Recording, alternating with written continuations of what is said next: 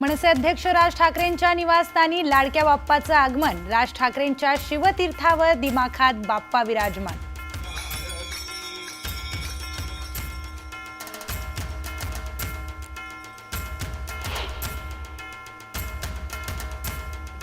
पंकजा मुंडेंच्या घरी बाप्पांचं जल्लोषात आगमन। गणेशोत्सवाचा उत्साह शिगेला। ढोल ताशांचा गजर आणि बाप्पा मोरयाचा जयघोष।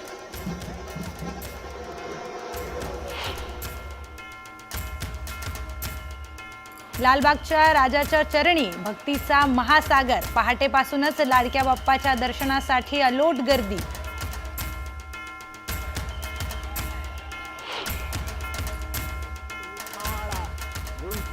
मुंबईतील चिंचपोकळीच्या चिंतामणीच्या दर्शनासाठी गणेश भक्तांच्या रांगा। राज्यभरात उत्सव आनंदाचा, मांगल्याचा आणि सौख्याचा।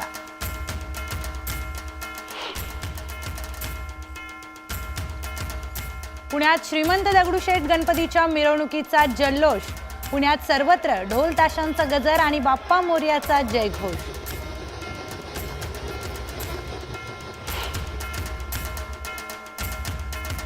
भाऊरंगारी गणपती मंडळात थाटामाटात लाडक्या बाप्पाची आरती। ढोल ताशांच्या गजरात भाऊरंगारी गणपती मंडळाचा परिसर दुमदुमला।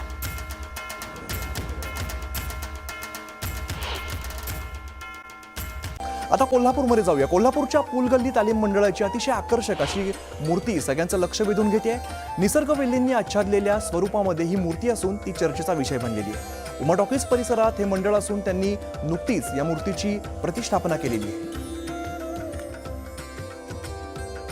तर अतिशय आगळं वेगळं असं स्वरूप गणपतीचं आपल्याला बघायला मिळतंय। निसर्गाच्या सानिध्यात आणि वेलींनी नटलेली ही गणेश मूर्ती आपल्याला बघायला मिळते। कोल्हापूरमध्ये लाडक्या गणरायाचं आगमन होतंय। बाप्पा विराजमान होत आहेत आणि विविध रूपातील गणेश मूर्ती खरं तर कोल्हापूरचं वैशिष्ट्य आहे आणि असंच वैशिष्ट्य आपल्याला या दृश्यांमध्ये सुद्धा बघायला मिळतंय। पुलगल्ली मंडळाचा हा गणपती आणि वेलींनी नटलेला असा हा आपल्याला निसर्गाच्या सानिध्यातला गणपती बघायला मिळतोय। कोल्हापूरमध्ये सुद्धा अतिशय उत्साहाचं वातावरण आपल्याला बघायला मिळतंय। विविध रूपातल्या गणेश मूर्तींचं वैशिष्ट्य खरं तर कोल्हापूरमध्ये असतं आणि असंच वैशिष्ट्य सध्या आपल्याला या दृश्यांमध्ये दिसतंय। खरं तर निसर्गाचं महत्त्व सांगणारा आणि निसर्गाचं सौंदर्य दाखवणारा आपल्याला हा लाडका बाप्पा दिसतोय। वेलींनी नटलेला हा गणेश खरं तर सगळ्यांचंच आकर्षण ठरतोय।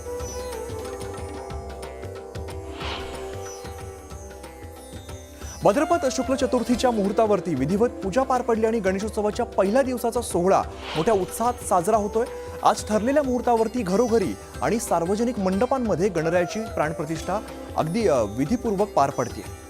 वेदमंत्रोच्चार असतील, शंखनाद आणि आरत्यांच्या गजरामध्ये गणपती बाप्पाची पूजा केली जाते। यानंतर बाप्पा घराघरामध्ये विराजमान झाल्यानंतर भक्तिमय वातावरण निर्माण झाले आणि रत्नागिरी जिल्ह्यातील दापोली शहरात प्रसिद्ध मूर्तिकार जगदीश किरवाडकर यांच्या घरी बाप्पा विराजमान झालेले आहेत।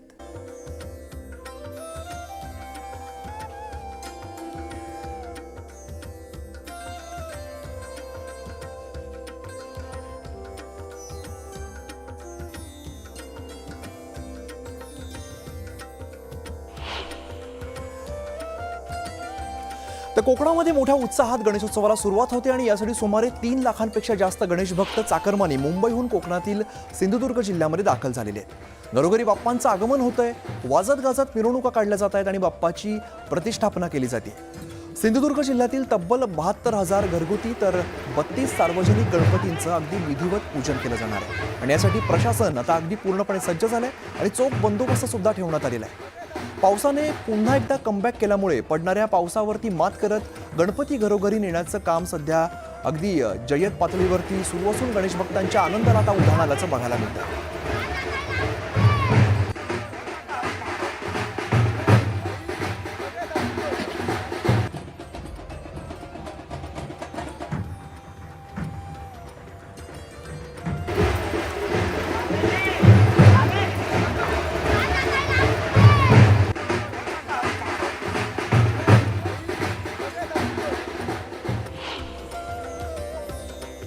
तर इकडे रत्नागिरी जिल्ह्यामध्ये लाडक्या गणरायाचं आगमन करण्यासाठी गणेश भक्तांची तर लगबग अंतिम टप्प्यात पोहोचलेली आहे. जिल्ह्यामध्ये पावसाचं सावट जरी असलं तरी भक्तांचा उत्साह मात्र ओसंडून वाहताना दिसतोय.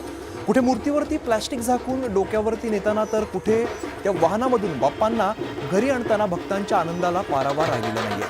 लाडक्या बाप्पांना आपल्या घरी विराजमान करण्यासाठी सर्वत्र जयघोष आणि भक्तिभावाचं वातावरण अनुभवायला मिळत आहे.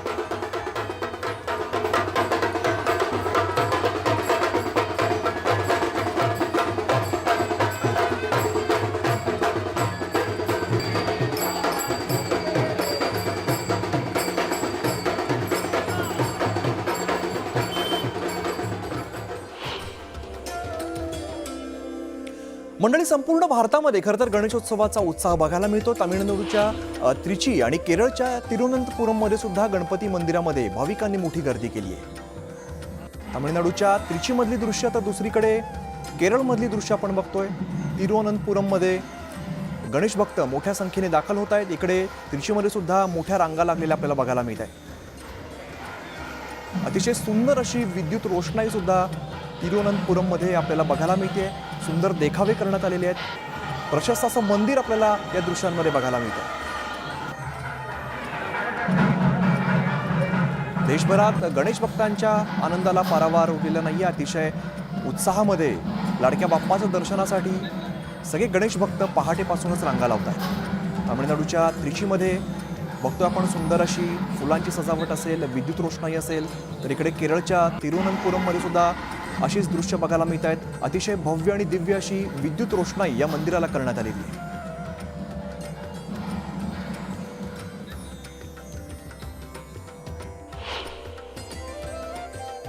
दरम्यान अहमदाबादमध्ये सुद्धा गणरायाच्या आगमनाचा उत्साह पाहायला मिळतो आणि कोलकात्यामध्ये सुद्धा मोठ्या उत्साहाने लाडक्या बाप्पाच्या आगमनाचा उत्साह आपल्याला बघायला मिळतोय. गणपती उत्सव हा फक्त महाराष्ट्रापुरता नसून संपूर्ण देशासह जगभरामध्ये बाप्पाचं आगमन आज होत आहे. इकडे अहमदाबादमध्ये सुद्धा लाडक्या बाप्पाचं आगमन झालेलं आहे. कोलकात्यामध्ये सुद्धा गणेशोत्सवाचा उत्साह बघायला मिळतोय. सुंदर असा देखावा या ठिकाणी साकारण्यात आलेला आहे.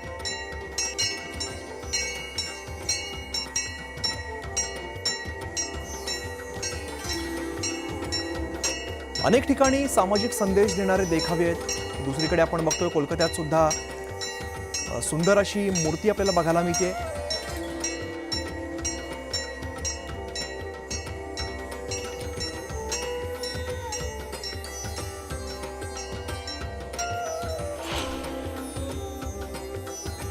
मंडळी, आपल्या लाडक्या बाप्पाला नैवेद्य बनवण्यासाठी आता गृहिणींची सुद्धा लगबग खरं तर बघायला मिळते. मोदक असेल, गुलाबजाम असेल, असे विविध पदार्थ आज केले जात आहेत.